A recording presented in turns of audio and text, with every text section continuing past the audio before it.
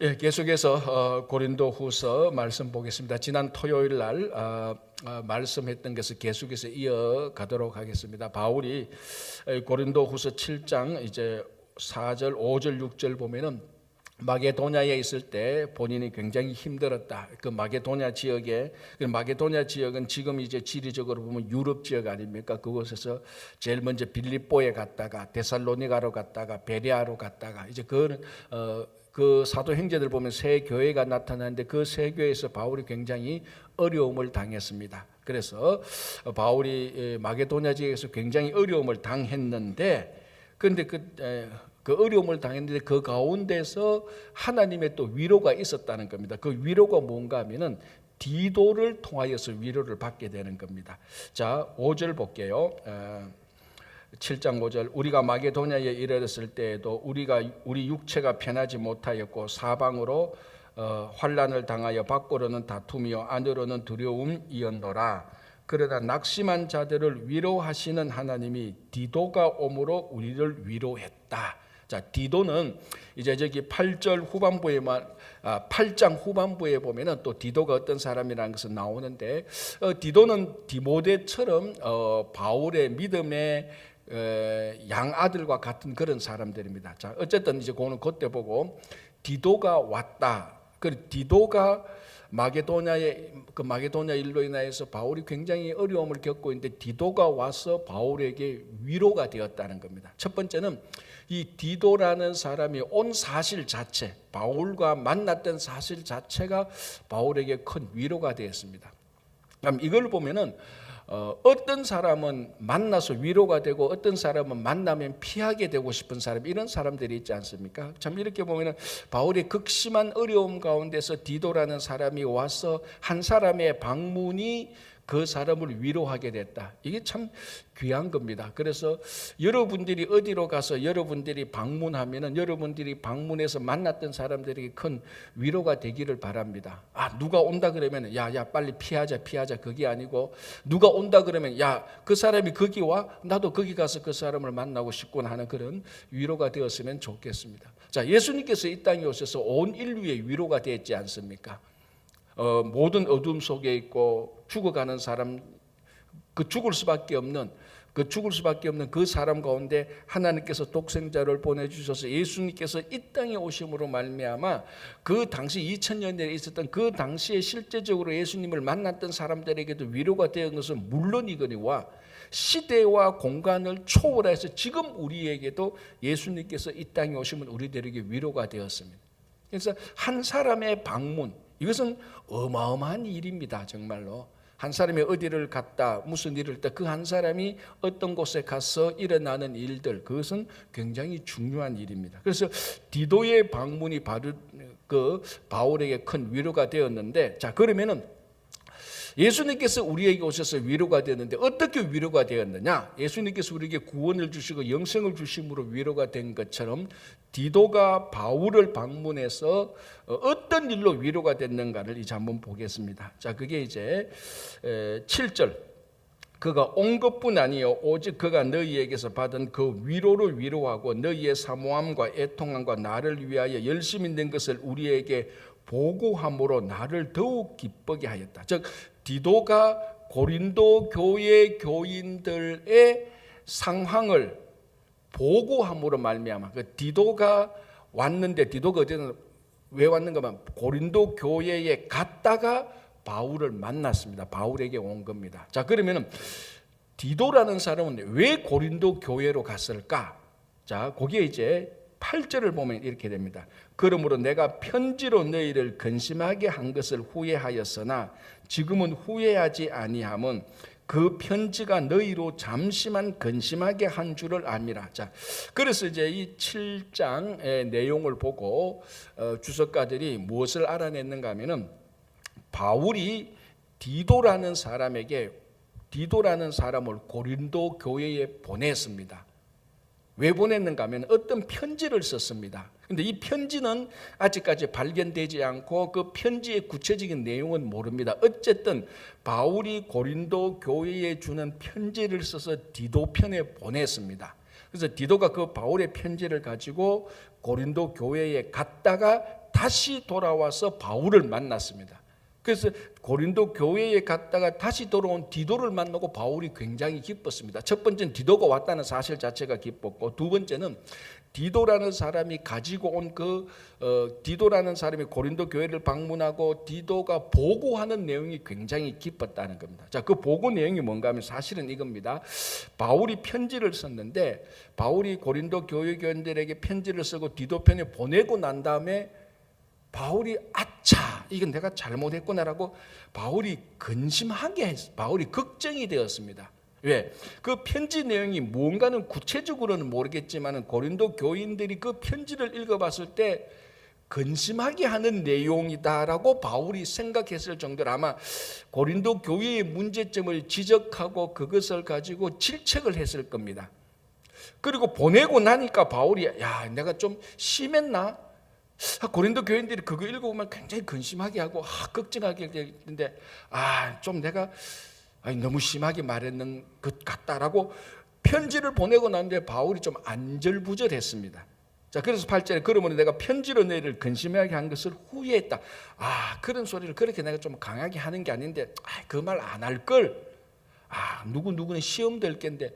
바울이 편지를 보내고 난 다음에 안절부절 후회했습니다. 그런데 그 편지를 디도가 그 바울의 편지를 고린도 교회 교인들한테 보내고 고린도 교인들이 디도를 통해서 바울의 편지를 읽었습니다. 읽고 난 다음에 막 화를 내고 우리 시험 바울이 이렇게 한 게 아니고 바울이 쓴 편지를 보고 이 사람들이 고린도 교인들이 회개를 한 거예요. 그래서 그 회개한 내용을 회개했다는 얘기를 디도가 와서 바울에게 얘기를 합니다. 그리고 바울이 그 얘기를 듣고 너무너무 기뻤던 겁니다. 자, 보십시오. 다시 8절 볼게요. 그러면 내가 편지로 너희를 근심하게 한 것을 후회하였으나 지금은 후회하지 아니함은 그 편지가 너희로 잠시만 근심하게 한 줄을 암이라. 잠시는 근심하게 되었다. 읽어보니까 막 너무 심하게 질책하니까. 자, 바울과 고린도 교회 교인들의 관계는 아버지와 아들과의 관계예요. 자, 여기 6장 13절 보시기 바랍니다.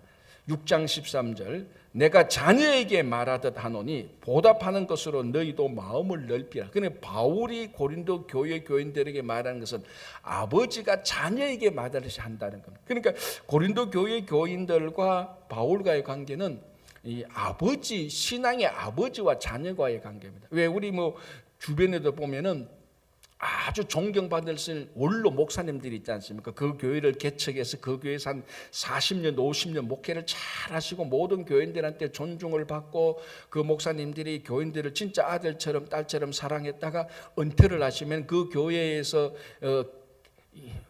신앙생활 하는 분들이 그 목사님 생각하면 진짜 영적 아버지처럼. 그래서 교회가 문제가 생길 때는 그 영적 아버지 된 아버지가 그 원로 목사님 와서 너희들 왜 이렇게 해? 왜 분당을 지어? 왜 서로 미워해? 사랑해, 화해해. 야, A 집사, B 집사 와, 화해해. 그러면은 다른 사람들 말은 안 듣다가 이 사람들이 그 원로 목사님 말 듣고 와서 화해하는 그런 일들이 우리 주변에 있습니다. 그런 관계예요. 바울이 고린도 교회 교인들한테 막 심한 질책을 했어요. 왜 너희들이 분당을 지어? 왜 너희들이 자꾸 우상을 섬겨? 왜 그 음식 먹는 문제 가지고 싸워? 그리고 편지를 썼단 말이에요. 고린도전서 말고 또 다른 편지를 썼던 게 굉장히 그건 아마 공식적인 편지가 아니고 개인적인 편지였을 겁니다. 그리고 난 다음에 바울이 이거 내가 그래도 너무 심했네 라고 했는데 알고 디도가 그 소식을 듣고 그 디도가 고린도 교인들의 반응을 듣고 보니까 이게 처음에는 좀 근심을 했는데 결국 그것이 고린도 교회 교인들을 회개하도록 했습니다. 그 얘기를 듣고 바울이 그러면 그렇지 그렇게 돼야지 라고 말하면서 바울이 크게 위로를 받았다는 것입니다. 고린도 교인들도 문제도 많았지만은 이 바울이 보낸 편지를 듣고 이 사람들이 회개를 한 겁니다. 그게 바울이한테 큰 위로가 된 거죠. 자, 그리고 난 다음에 이제 바울이 이렇게 말합니다. 9절 10절 내가 지금 기뻐함은 너희로 근심하게 한 까닭이 아니요 도리어 너희가 근심함으로 회개함에 이른 까닭이라. 바울이 거기 너무 기쁜 겁니다. 그 사람들이 고린도 교인들이 잘못한 것을 바울이 질책을 하니까 그 질책을 받아들이고 근심하고 회개까지 이르렀다. 이게 이제 정상적인 권면을 받아들이는 과정이에요. 누구든지 내가 잘못했을 때, 누가 나의 잘못을 질책할 때 기분 좋은 것은 없죠. 다 들으면 근심하게 됩니다. 내가 왜 그랬을까? 아니면 또 인간적인 감정이 생기고. 그러나 그것이 진심이 있는 권면이고, 이 사람이, 그 질책을 듣는 사람이 정말 하나님의 자녀라면은 순간적으로는 근심이 되고 아팠지만은 결국 그 권면을 받아들이고, 아, 내가 이거 잘못했구나라고 회개에 이르는, 그러면 이제 그 질책을 들었던 성도는 또 성숙하게 되는 겁니다. 그죠? 그런 과정들이 지금 일어난 겁니다. 그래서 바울이 그 디도가 전해준 그 소식을 듣고 마게도냐에서 크게 고민당하고 진짜 어려운데 그것이 극복이 될 정도의 위로가 됐다는 겁니다. 이게 우리 신앙생활에서 충분히 일어날 수 있는 아주 구체적인 일들 아닙니까? 그죠? 자, 목회를 하다가 또는 여러분 우리가 같이 신앙생활 하다가 무슨 일 때문에 크게 낙담이 되었습니다.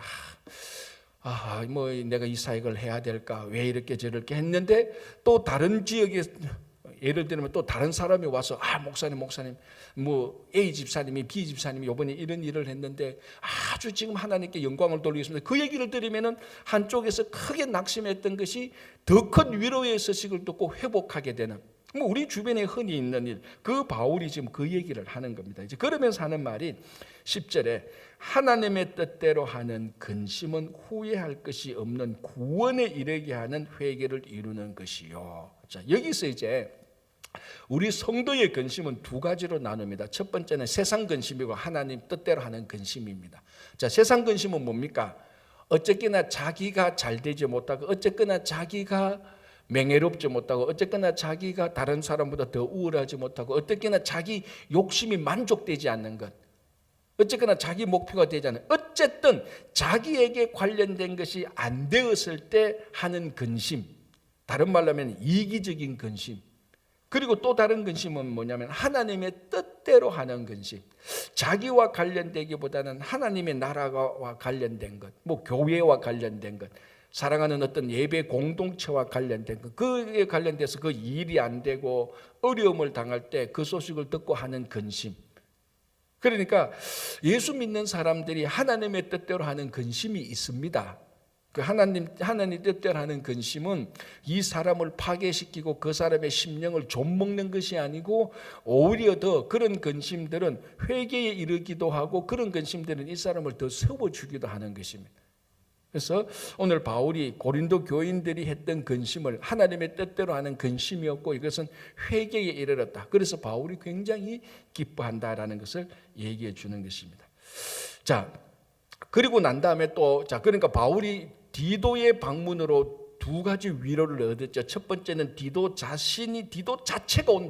디도가 방문한 사실 자체가 위로가 된 것이라고 했습니다. 디도가 그만큼 바울에게 귀한 사람이고, 두 번째는 디도가 가져온 소식, 고린도 교인들이 근심하게 한, 고린도 교인들이 그 편지를 듣고 낙담한 것이 아니고 회개를 했습니다. 그 소식, 이것으로 위로를 받는 겁니다. 우리가 들었던 소식 가운데 가장 큰 위로가 되는 소식은 역시 복음입니다. 그죠? 예수 그리스도께서 이 땅에 오셔서 하나님의 나라의 사역을 하시고 예수님께서 우리를 구원해 주셨다는 그 소식, 그 소식이 우리들에게 제일 큰 소식이 되는 겁니다. 예수님께서 우리를 방문했다는 소식, 예수님께서 우리를 찾아왔다는 소식, 그 자체가 우리에게 위로가 되고, 예수님께서 우리에게 전해준 복음이 위로가 되는 겁니다. 자, 또 하나 더 위로가 되는 것은 세 번째 위로가 이겁니다. 16절을 보시기 바랍니다. 그가 너희 모든 사람들이 두려움과 떨므로 자기를 영접하여 순종한 것을 생각하고 너희를 향하여 그의 심정이 더욱 깊었으니. 자, 또 한번 보겠습니다. 13절 보겠습니다. 이로 말미암아 우리가 위로를 받았고 우리가 받은 위로 위에 디도의 기쁨으로 우리가 더욱 많이 기뻐하면 그의 마음이 너의 무리로 말미암아 안심함을 얻었습니다. 자, 16절 그가 너희 모든 사람의 두려움과 떨므로 자기를 영접하여 순종한 것을 생각하고, 무슨 말인가 하면은 이 고린도 교회 교인들이 디도의 방문을, 바울의 편지를 가지고 온 디도를 기쁨으로 잘 영접해 준 겁니다. 그걸 바울이 듣고 기뻐한 겁니다. 자, 디도를 영접한 것을 바울이 왜 그렇게 기뻐했을까요? 디도가 바울의 편지를 가져갔잖아요. 그러니까 사실은 고린도 교인들이 디도를 영접한 것은 누구를 영접한 겁니까? 바울을 영접한 거예요. 디도에게 잘해준 것은 디도 자체에게도, 디도라는 한 사람에게도 자신에게도 잘해준 것이 맞지만, 디도가 누구의 파송을 받고 고린도에 왔습니까? 바울이 보냈잖아요. 그러니까 결국은 디도를 잘 영접해 준 것은, 디도를 잘 영접해 준 것도 되지만 결국 누구를 잘 영접한 겁니까? 디도를 보낸 바울을 잘 영접합니다. 자, 우리도 가끔 그렇지 않습니까? 내가 아주 잘하는 친한 친구, 내가 아주 존경하는 사람이 어떤 사람을 우리 집으로 보냅니다. 자, 이런 우리 가장 쉽게 말하면 한국에서 어떤 사람을 미국에 보냅니다. 너무 잘하고 존경하고 내가 또 많이 신세를 진 사람이, 빈 목사님, 제가 이런 사람을 좀 보내니 한 일주일 동안 그 뉴욕에 방문하는데 좀 잘 대접해 주십시오. 진짜 제가 존경하고 제 친한 친구나 또는 제가 빚을 진 사람이 그렇게 편지를 보내고 그 사람이 그 편지를 가지고 오습니다. 뭐 요즘 편지 가지고 오진 않지만은 왔다면 제가 그 사람을 잘 영접할 것 아닙니까? 이 사람을 잘 영접하는 것도 되지만 누구를 영접합니까? 이 사람을 보냈던 내가 아는 그 사람을 때문에 영접하는 거지. 이 사람 내가 언제 봤다고 영접하겠습니까? 이 사람을 보낸 바울을 디도를 보낸 바울을 영접하는 거예요. 바울이 그게 기뻤던 거죠. 근심하게 하는 편지를 보냈는데도 고린도 교인들이 그 편지를 받고 디도를 잘 영접했다는 것은 바울을 잘 영접했다. 그래서 요한복음에도 뭐라고 말합니까? 예수님께서 나를 영접하는 자는 나를 보내신 이를 영접하는 것이라고. 그래서 그 당시 예수님께서 이 땅에 오실 때 예수님을 영접하지 않은 것은 하나님을 영접하지 않은 겁니다. 예수님을 영접한 것은 하나님이 예수님을 보냈을 때 그 보내신 아들을 영접하는 것은 하나님을 영접하는 겁니다. 그거하고 똑같이 바울이, 그래서 이 고린도 교인들이 또 이 디도를 잘 영접해서 마게도냐로부터 큰 어려움을 당했던 바울이 위로를 받게 되는 겁니다. 하나님께서 이 디도 한 사람을 방문하도록 해서, 바울을 방문하도록 해서 낙심과 근심에 빠질 수 있는 이 바울을 위로해서 하나님께서 바울을 또 기쁘도록 위로하는 것입니다. 그래서 이 사람의 방문, 기쁜 소식의 전달, 한 사람을 영접하는 것, 이런 것들이 우리 성도의 삶에 큰 위로가 되고 큰 기쁨이 되는 겁니다. 이런 일들이 우리 가운데서 계속해서 많이 일어나서 서로가 서로에게 위로가 되고 기쁨이 되는, 그게 교회 공동체의 참된 모습들입니다. 그렇죠? 그런 일들이 여러분 가운데서도 많이 일어나기를 바랍니다. 자, 이제 8장 보겠습니다. 8장은 이제 마게 첫 번째 1절부터 5절까지는 마게도냐 사람들의 헌금, 그리고 6절부터 그 이하까지는 고린도 교회 교인들의 헌금 문제를 다루고 있습니다. 자, 이게 사도행전하고 같이 맞물리는 내용인데요. 예루살렘에 바울이 사역을 할 때 예루살렘에 큰 기근이 들었습니다. 자, 예루살렘에 기근이 들었다는 것은, 예루살렘은 어떤 도시입니까? 그 당시 복음이 전해지는 모든 도시에 교회가 있는 지역이 예루살렘 아닙니까? 예루살렘 그러면은 어떤 신앙의 영적 고향입니다. 뭐 안디옥에 있는 사람이든 마게도냐에 있는 사람들, 에베소에 있는 사람이든 고린도에 있는 사람들은 예루살렘 그러면은 자기의 신앙의 영적 고향입니다. 그래서 이제 이런 일들이 나중에 200년, 300년 뒤에, 500년 뒤에, 1500년 뒤에 전 세계에 흩어진 크리스찬들에게 예루살렘 성지 순례하는 것이 평생의 소원 아닙니까? 그래서 평생 동안 일해서 돈을 딱 모았다가 한번 예루살렘 성지 순례 오는 것이 자기들의 평생 소원이에요. 평생 소원.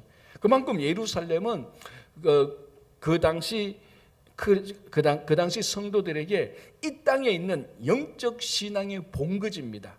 굉장히 중요한 장소인데 예루살렘이 기근이 들었어요. 그게 이제 사도행전에 나오는 애인데, 예루살렘이 기근이 들었다는 그 얘기를 듣고 마게도냐 지역에 있는 교회의 교인들이 자발적으로 헌금을 모았어요.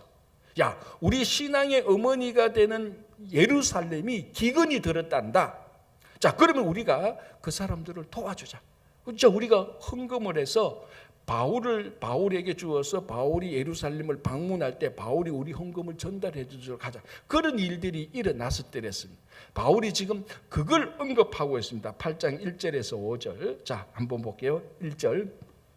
형제들아, 하나님께서 마게도냐 교회들에게 주신 은혜를 우리가 너희에게 알리노니. 그는 바울이 고린도 교인들에게 마게도냐에 주신 은혜를 알려줍니다. 그러니까 자, 바울이 있고 고린도 교회 교인들이 있습니다. 바울이 고린도 교회 교인들에게 마게도냐 사람들이 예루살렘에 있는 사람들에게 예루살렘들을 위한 헌금한 내용을 알려줍니다.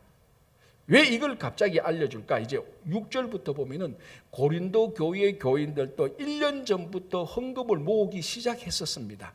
그 얘기를 듣고, 그건 아직 완성이 안 됐어요. 그래서 바울이 그 얘기를 듣고 너희들이 좋은 일을 시작했는데 완성하기를 원한다는 그런 의미로 마게도냐 지역에 있는 사람들이 아주 모범적인, 정말 모범적인 헌금을 해서 예루살렘을 도운 일을 전해주고 있습니다. 그래서 8장 1절에서 5절을 보면은 이게 마게도냐 사람들이 예루살렘을 위한 헌금인데 이게 오늘날 우리가 하나님께 헌금하는 원리가 여기 그대로 다 들어가 있습니다. 사실 그래서 뭐 오늘이 뭐 특별히 뭐 헌금을 뭐 강요하는 그런 건 아니지만은 이걸 가만히 들어보면은 야, 우리가 헌금을 이렇게 해야 되는구나라는 헌금의 원리가 여기 다 들어가 있습니다. 이 마게도냐 사람들이 정말 예루살렘의 형제들, 모교회가 되는 예루살렘이 큰 기근으로 고난에 빠졌을 때 자기들이 헌금을 해서 그 사람을 도와준 그 하나의 그 실제로 일어났던 그 일이 오늘날 성도들이 하나님께 헌금하는 태도, 정신, 원리가 여기 다 들어가 있습니다. 오늘 한번 보겠습니다. 1절. 형제들아, 하나님께서 마게도냐 교회들에게 주신 은혜를 우리가 너희에게 알리노니. 뭘 알린다고요? 하나님께서 마게도냐 교인들에게 주신 은혜라고 말합니다. 무엇이 은혜냐? 마게도냐 사람이 예루살렘을 위해서 헌금을 한 사실 자체를 바울은 그걸 하나님의 은혜라고 말을 하고 있습니다. 놀랍죠? 자, 마게도냐 사람이 헌금을 해서 예루살렘 교인들에게 주었다면은 보통 우리는 예루살렘이 하나님으로부터 예루살렘 교인들이 그 헌금을 받은 예루살렘 교회 교인들이 하나님으로부터 받은 은혜라고 말을 합니다. 우리는 보통. 그런데 바울은 누구를 은혜라고 말합니까? 헌금을 받은 사람을 은혜라고 말합니까? 헌금을 준 사람을 은혜라고 말합니까? 헌금을 준 사람을 은혜라고 말해. 마게도냐 교회들에게 주신 은혜, 그게 뭡니까? 마게도냐 교인들이 예루살렘 교인들을 위해서 헌금을 한 행위, 그게 하나님의 은혜라는 겁니다. 아마 제 같았으면 이렇게 썼을 수도 있겠습니다. 형제들아, 하나님께서 예루살렘 교회들에게 주신 은혜를 너희에게 한 가지 내가 소개하겠다. 저는 아마 그렇게 했을 수도 있을 겁니다. 그러면 은혜를 보면 마게도냐 사람들이 헌금을 해서 예루살렘 교인들에게 헌금을 주었다. 이 예루살렘 교인들이 하나님의 은혜를 받았다. 보통 사람들이 다 그렇게 말합니다. 근데 바울은 반대로 말합니다. 예루살렘 헌금을 받은 예루살렘 교인들이 은혜가 아니고 이 사람들을 위해서 헌금을 한 행위, 그게 하나님으로부터 받은 은혜라는 겁니다. 놀랍죠? 가만히 보면은 이게 우리들이 생각하는 헌금의 원리하고 사도 바울이 생각하는 헌금의 원리가 얼마나 다른지 모릅니다. 간단하게 말하면은 헌금을 하는 자가 은혜라는 겁니다. 그 헌금으로 혜택을 보는 사람들도 은혜가 될 수 있겠지만은 그 헌금의 혜택을 보는 사람들보다 헌금을 하는 사람이 더 큰 하나님의 은혜라고 말을 합니다. 그 은혜를 우리가 너희에게 알려주겠다. 고린도 교회 교인들이요, 마게도냐 사람들이 받았던 은혜를 한번 들어보라. 그 은혜가 뭐냐면은 헌금을 한 행위를 은혜라고 말합니다. 자, 2절. 환난의 많은 시련 가운데서 그들의 넘치는 기쁨과 극심한 가난이 그들의 풍성한 연보를 넘치도록 하게 하였다. 바울은 누구보다도 마게도냐 지역을 잘 압니다. 왜? 자기가 그 지역에 가서 말할 수 없는 환난과 고통을 당했습니다. 마게도냐 지역에 있었던 대표적인 세 교회, 빌립보, 데살로니가 교회, 베레아 교회. 바울이 다 고통을 당했습니다. 빌립보에는 감옥에 갇히고 데살로니가 교회 교인들은 거기 있는 유대인들이 소동을 일으켜서 바울을 막 잡아 죽이자 해서 거기서 어려워서 베레아로 피신 가서 베레아로 피신 가니까 베레아 이 데살로니가에 있던 교인들이 그까지 원정 와서 바울을 잡아 죽이려고 했습니다. 같은 동족들, 그것도 인종이 다르고 민족이 다르면 괜찮은데 같은 동족들, 우리하고 똑같은 한국 사람들이 우리 가는 곳마다 복음을 전하는데 가는 곳마다 따라와서 죽일 놈, 저 사람들은 나쁜 사람이요 도시를 어지럽게 하는 사람, 막 그렇게 했다는 거예요. 그게 마게도냐 지역에서 바울이 당했던 고난이기 때문에 바울은 마게도냐 지역을 너무 잘 알고 있습니다. 그런데 그 잘 알고 있는 바울이 이렇게 합니다. 환난의 많은 시련 가운데 그들의 넘치는 기쁨이 있었다. 그러니까 마게도냐 지역에 있었던 어떤 성도들은, 마게도냐 지역에서 바울이 고통을 당했죠. 마게도냐에 있었던 빌립보, 데살로니가 교회, 베레아에 있는 교인들은, 그 교회 교인들은 그 극심한 어려움 가운데 있었지만은 늘 기쁨 속에 있었습니다. 바울이 전했던 복음을 듣고 기쁨을 받았습니다. 그래서 베레아에 있는 사람들 뭡니까? 그것은 굉장히 신사적이어서 하나님의 말씀을, 바울이 말씀을 전하니까 말씀을 그대로 받아들였습니다. 그런 기쁨이 넘쳤습니다. 자, 그것처럼 극심한 가난이 그들의 풍성한 연보를 넘치게 했다. 그들이 가난했다는 겁니다. 바울이 잘 알죠. 그들이 가난했는데 그들의 가난함이 오히려 풍성한 연보를 넘치게 했다. 그럼 무엇이, 누가 생각납니까? 과부의 두 렙돈이 생각납니다. 예수님께서 성전에서 아주 가난한 두 과부가 두 렙돈을 바치는 걸 보고 예수님께서 예수님께서 헌금 드리는 것을 칭찬한 한 사람인데 그 사람이 과부의 두 렙돈 아닙니다. 두 렙돈은 오늘날 우리대로 말하면 1달러, 2달러밖에 안 됩니다. 그런데 그게 이 과부의 생활비 전부였습니다. 여러분, 헌금의 프라이스, 가격을 보면요, 1달러, 2달러이 무슨 그게 1달러, 2달러가 무슨 칭찬받을 헌금의 액수입니까? 액수로 보자면. 그런데 예수님께서는 그 액수를 보지 않고 가치, 프라이스를 보지 않고 밸류를 본 겁니다. 지금 마게도냐 사람들이 그렇게 헌금을 했습니다. 자기들도 어려워요. 그런데 예루살렘, 자기들이 모교회 되는, 영적 교회가 되는 예루살렘이 기근이 들었다니까 자기들의 어려움 가운데, 자, 오늘 뭐라고 말합니까? 표현을 극심한 가난이라고 말합니다. 그냥 가난한 게 아니에요. 마게도냐 사람들이 극심한 가난이 있었는데 이 극심한 가난 가운데서 풍성한 연보를 넘치도록 했다는 거예요. 그럼 액수가 많았을까요? 액수는 많을 리가 없습니다. 드릴래야 드릴 물질이 없죠. 가난한 과부가 무슨 물질이 있습니까? 그러니까 두 렙돈밖에 못 드린 겁니다. 1달러, 2달러밖에 못 드린 겁니다. 그러나 바울도 그렇고 예수님도 그랬지만은 바울도 그 액수가 아니고 정말 그들이 예루살렘이 어렵구나. 우리의 영적 모교회가 되는 것인데 어려우니까 우리가 헌금을 드리자. 우리가 도와, 이게 하나님 뜻이 아닌가라고 해서 풍성한 연보를 넘치도록 했다는 거예요. 이게 진짜로 하나님 기뻐하시는 헌금입니다.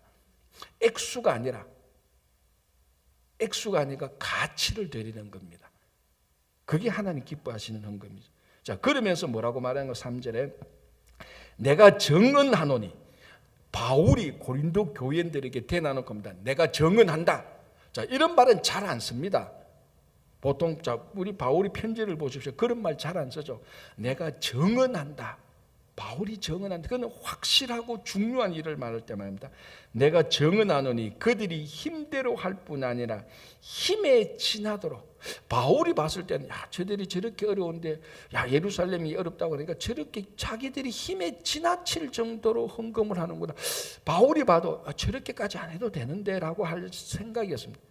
자, 그런데 중요한 것은 그 다음에 힘대로 할 뿐 아니라 힘에 지나도록 자원하여.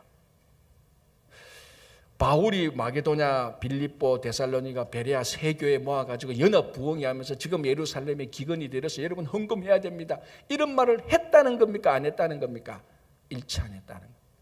이 마게도냐 교인들이 예루살렘 어렵다는 기근을 소식을 듣고 자기들이 자원해서, 누가 헌금하라고 한 게 아니라 자기들이 자원했다.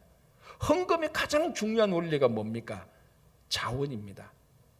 자, 여러분, 성막을 만들 때, 출애굽할 때 성막을 만들 때, 그러니까 교회, 성전, 대진의 성막을 만들 때 그 필요한 모든 물질들 누가 냈습니까? 이스라엘 백성들이 냈지 않습니까? 그 이스라엘 백성들이 출애굽할 때 애굽 왕 바로가 자기들에게 준 겁니다. 그때 성막을 지을 때 그 모든 이스라엘 백성들이 광야에 살면서 성막에 필요한 모든 물질들이 자기들이 자원해서 스스로 낸 겁니다. 그래서 성막이 완성된 겁니다. 그리고 성막이 완성되고 난 다음에 어느 누구 단 한 명도, 남자만 60만 명, 다 합하면 200만 명 가운데 단 한 명도 에이, 오늘 너무 헌금 많이 냈네, 왜 저 사람은 많이 내고 왜 저 사람은 적게 내고 내가 많이 내서, 그 자원에서 낸 헌금으로 인하여 한 명도 한마디도 부작용이 없었습니다. 왜 그럴까요? 자원했기 때문에. 자원했기 때문에. 이 극심한 가난 가운데 풍성한 연보가 가능했던 이유는 뭡니까? 자원했기 때문에. 그래서 여러분들이 헌금의 액수, 헌금을 드릴 때는 반드시 스스로에게 물어야 됩니다. 내가 이거 억지로 하는 건지 자원하는 건지, 그걸 스스로에게 늘 물어봅니다. 그래서 누가 농담으로는 말합니다. 하나님은 억지로 하는 헌금도 받으신대요. 억지로 하는 헌금도 받으시는데 가치는 별로 안 든답니다. 여러분들이 정말 헌금의 액수를 하나님이 기뻐하시는 헌금이 되기 위해서는 자원하는 마음이 있어야 됩니다. 야, 내 진짜 기쁨으로 낸다. 야, 하나님께서 내게 지난 한 주간 또 지난 한 달 또 야, 이 미국에서 이렇게 살도록 하루 세끼 먹고 잠 잘 자고 건강하게 살수도 진짜 주신 거고 하나님께 주신 은혜 감사합니다. 또 한 주도 한 달도 하나님께서 인도해 줄 줄 믿습니다. 그 자원하는 마음으로 헌금하는 게 그게 헌금의 가장 중요한 원칙입니다. 자, 4절, 이 은혜와 성도 섬기는 일에 참여함에 대하여 우리에게 간절히 구하니. 자, 이게 무슨 말입니까? 잘 보십시오. 이 은혜와 성도 섬기는 일에 참여함에 대하여 우리에게 간절히 구하니. 누가 누구에게 구했다는 겁니까? 마게도냐 사람들이 바울에게 우리가 예루살렘 사람들이 기근에 빠졌다니까 우리가 그 길을 돕기를 원합니다라고 먼저 찾아와서 바울에게 간절히 원했습니다. 그러니까 이런 형국이죠. 예루살렘이 어렵다는 소식을 마게도냐 사람이 듣고 바울을 불렀습니다. 우리가 헌금을 할 테니까 바울 선생님이 이 헌금을 예루살렘에 가는 길에 좀 전달해 주십시오. 우리가 정말 예루살렘을 위해서 돕고 싶습니다. 그걸 마게도냐 사람들이 간절히 원해서 헌금해서 바울에게 맡기는 겁니다. 완전히 우리가 하는 순수하고 좀 반대죠, 그죠? 그러니까 바울이 이 마게도냐 사람들이 했던 이 헌금을 하나의 아주 중요한 원칙, 원리, 모범으로 보는 겁니다. 그래서 고린도 교회 교인들한테 이 하나의 원리를 제시하는 겁니다. 헌금은 이렇게 해야 된다. 이게 진짜 하나님께서 기뻐하시는 헌금이다라고 한 케이스를 말하고 있는데 그게 오늘날 우리에게도 그대로 적용되는 거예요. 우리에게 간절히 구하니, 헌금 하려는 사람들이 하고 싶어서 간절히 구했다는 것. 자, 그 다음에 5절 보시기 바랍니다. 우리가 바라던 것뿐 아니라 그들이 먼저 자신을 주께 드리고 또 하나님의 뜻을 따라 우리에게 주었다. 자신을 하나님께 드리고 그 하나님의 뜻에 따라서 그 거두었던 헌금을 바울에게 줬습니다. 예루살렘으로 좀 갖다 주십시오. 전달해 주십시오라고. 자, 여기서 중요한 것은 그들이 먼저 자신을 주께 드렸다는 것. 자, 헌금은 겉으로 드러나는 것은 헌금은 물질, 좀 더 쉽게 말하면 돈이라는 것을 하나님께 드리는 행위입니다. 겉으로 드러나는 행위는. 그러나 원칙은 뭡니까? 자신을 하나님께 드리는 겁니다. 이게 먼저 일어나야 헌금을 하나님께 기쁘게 드릴 수가 있는 겁니다.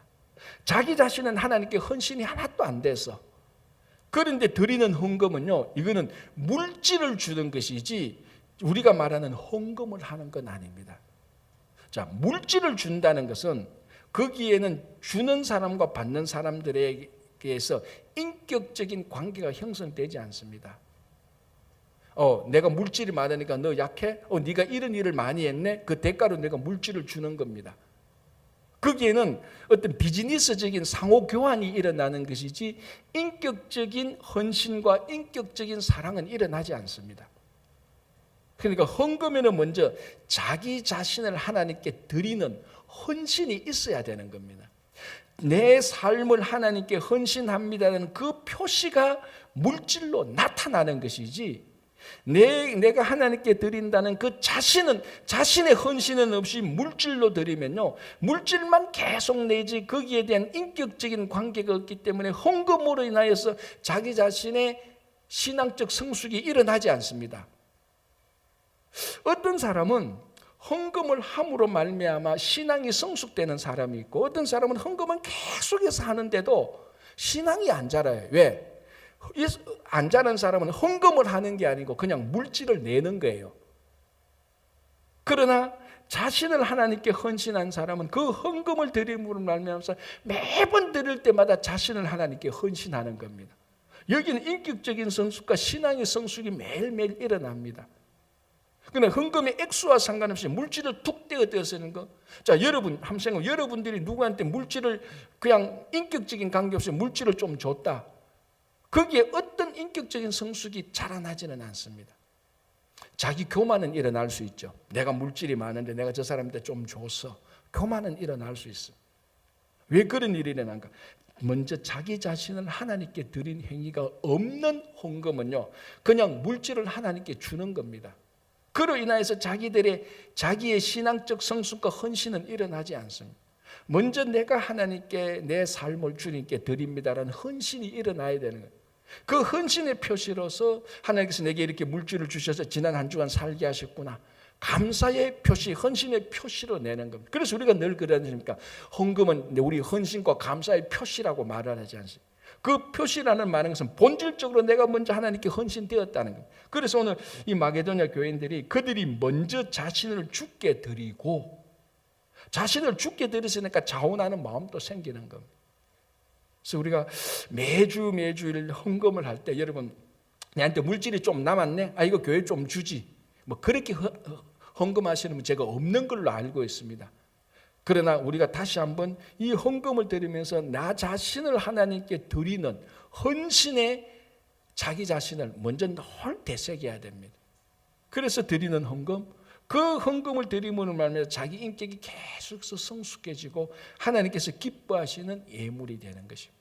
이걸 마게도냐 교인들이 한 것을 바울이 고린도 교회 교인들에게 얘기합니다. 이제 내일은 그러면 고린도 교회 교인들에게 바울이 또 주는 헌금의 원리 원칙은 내일 또 다시 한번 보도록 하겠습니다. 그래서 오늘 여기까지 말씀을 보고요, 여러분들이 매일매일 기뻐하는 자원의 헌신이 일어나기를 바랍니다. 기도하겠습니다. 하나님 아버지 감사합니다. 오늘 또 하루를 시작하는 이른 아침입니다. 주님의 말씀을 함께 생각하면서 오늘 하루를 시작합니다. 이 말씀이 우리들에게 힘이 되고 용기가 되고 위로가 되고 능력이 되게 하여 주시옵소서. 특별히 오늘 또 이 아침에 기도하기는 특히 남부 지역과 시리아 지역에 아버지 지진으로 인하여서 고통과 아픔 속에 있는 분들, 주님께서 날마다 매 시간 매 초마다 그들을 위로하시고 격려해 주시고 속히 회복되게 하여 주시옵소서. 주님, 저희들도 기도와 물질로 도울 수 있도록 주님께서 우리 마음을 더 많이 감동 감화시켜 주시옵소서. 우크라이나 전쟁도 주님, 지금 한 해가 지나갔지만 여전히 끝나지 않고 있습니다. 속히 전쟁이 끝나서 전 세계 경제와 전 세계의 평화가 다시 회복될 수 있도록 주님 역사해 주시옵소서. 또 우리 가운데 건강이나 자녀의 일들이나 또 아버지의 육신의 아픔이나 마음의 낙담과 실망하신 분들, 주님께서 오늘도 이 시간에 그들을 일일이 찾아가셔서 그들의 건강을 다시 회복시켜 주시고 낙담한 절망한 마음을 기쁨으로 주님께서 다시 세워 주시옵소서.